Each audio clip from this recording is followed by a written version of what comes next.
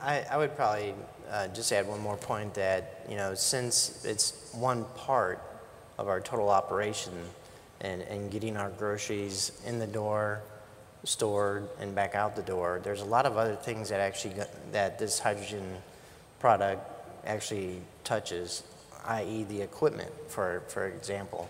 To deploy that fuel cell out in more of our other operations, it may take to change out that equipment. And if our fleet is not at a point in time where the return on investment makes sense to replace that fleet, that incentive would help us to, purchase more of that equipment from the Crowns of the world and replace those fleets. So, not only are we trying to increase jobs of building fuel cells, but we're also trying to hopefully keep jobs going or increase jobs through the production of pallet jacks and forklifts, and the other pieces of our operation that help. The efficiencies are very important that you talk about, and that's really the biggest part of what we're gaining there at Cisco is the efficiencies of our employees to operate continually in a safe environment, but also be more efficient in their day, not having to take the extra time of doing other functions that they were doing before. So by doing that, those are the things that we need to report on, that it's just not the cost of the hydrogen, it's not the cost of the capital to put the product into use, it's the efficiencies that we gain in our operation that is only one of over 80 operations across the country that we hope to employ something like this as we go forward. Okay. You got anything, Gary? Obviously, we couldn't be where we're at today without the help of the government, and I agree there does need to be some continued involvement. I think we all hope that at some point the government can back away, and I envision that will happen. But today, there does need to be some incentives. I have seen some very good cost models for some return on investment that make it a very good business decision. And as many of our big customers want to and are talking about sustainability, and this is a big part of that, it still comes down to dollars and cents. It needs to make financial sense to them. And today, without the incentives that are in place, many of them are reluctant to do that, and I think a lot more would get on board if there were more incentives.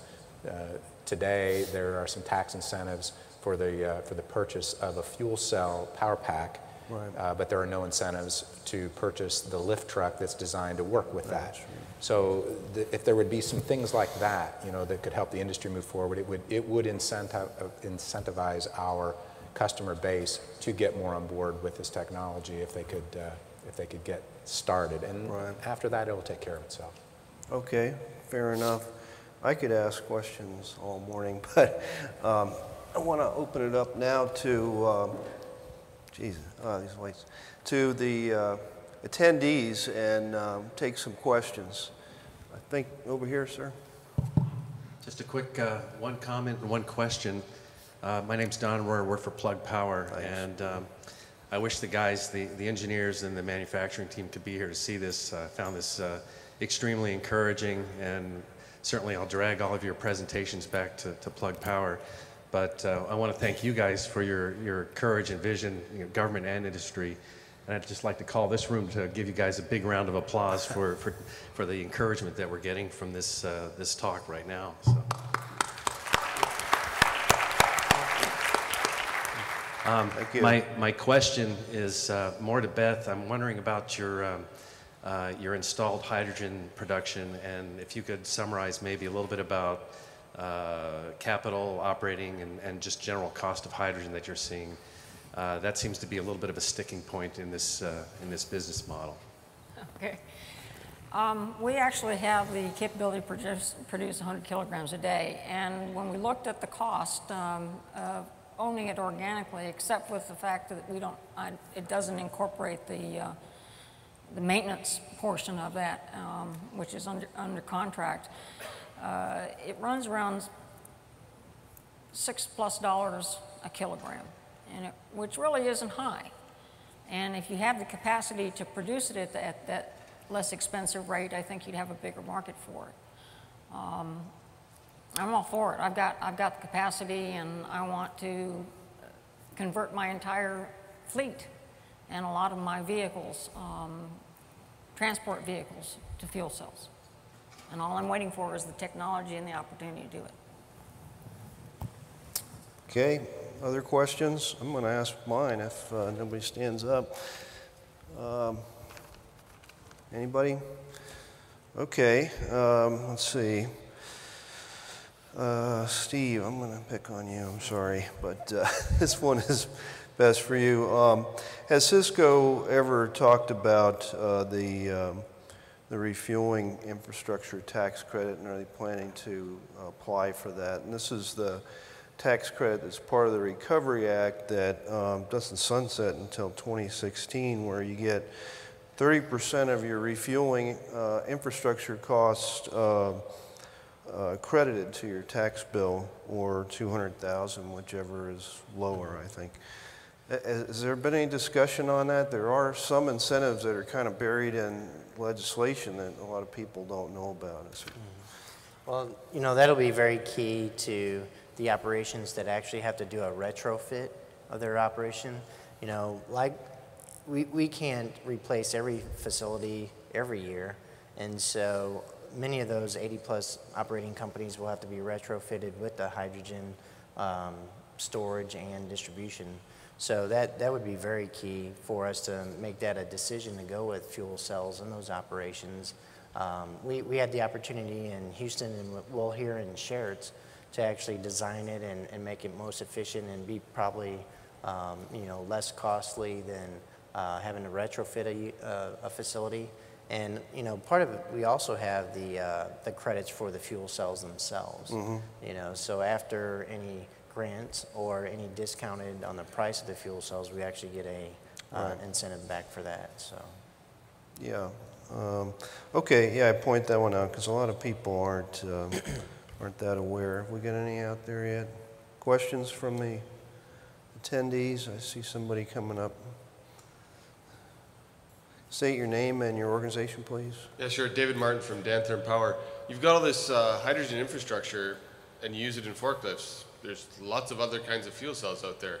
Have you all considered using it for other things? I mean, you all have computers and data, and some of you have communications. I wonder if co-using the hydrogen and getting more kilowatts and then getting more 30% makes any sense to you.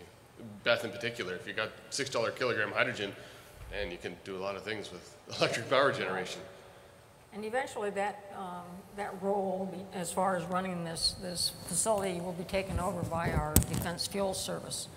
But yes, we've already pursued that, and like I made mention earlier, the yard tractors, we have looked at even mobile carts that we use throughout the distribution depots to power some of those, so that we won't have a long cord, and it's more efficient than batteries, obviously. Yes, we are pursuing it. Our only constraint right now is the dollars in the acquisition of those fuel cells. Okay. Thanks. I would say in our application that you know, we would go over and above that. We actually have over 150 tractor trailers on the road every day, just from our one location, which means there's well over 10,000 to 20,000 of those across the country. And so there are other applications for our Thermo Kings, which actually run on diesel fuel, to actually to use hydrogen. And in our application, it does probably make a lot of sense because our vehicles actually come back to the location. They don't go and stay overnight where hydrogen wouldn't be available. So that's really the key, is that wherever we're using that hydrogen, it has to be available and be distributed in a close enough vicinity or have the range to come back so that, you know, it's close to the supply. And so, and what I also mentioned in the presentation is that, you know, we would be open to letting the retail market use our hydrogen or come purchase our hydrogen if that's the case, if we need to be a open source of that to help the Houston community or wherever we're located to actually embrace the hydrogen use.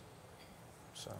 Yeah, I likewise want to put my vehicles on the road as well, but I am somewhat constrained by the non-availability in the outlying regions. I mean, I can't get to Atlanta and back with my vehicles.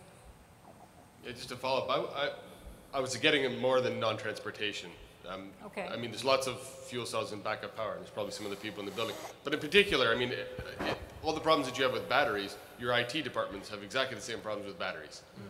And they try to keep them, and you've got 4 hours of batteries before your diesel generator starts. And there's lots and lots of economic drivers if you already have hydrogen available at the prices that you In might. fact, we actually have a delivery of some of the Plug Power units coming to our location soon. Okay, thanks for the question, and I see we're out of time. I'd like to thank the panelists again, if we can all give them a little applause here.